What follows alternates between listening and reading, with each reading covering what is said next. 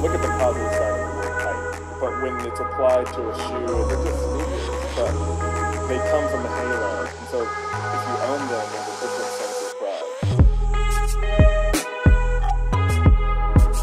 I just consider myself a person that strives to be creative.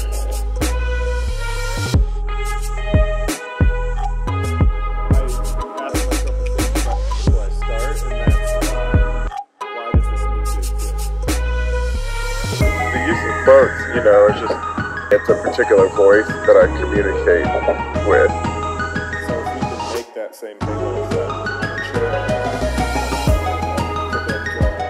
rug, display case, you have a sense of pride in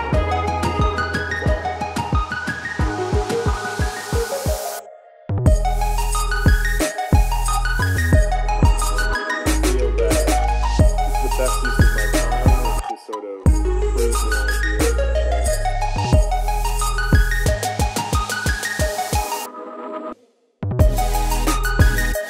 I would love to see that people adopt it. I found that a lot of people are hesitant, but just because I've made it doesn't mean it's important. Just because someone's made it doesn't mean that it's important. You can also create too.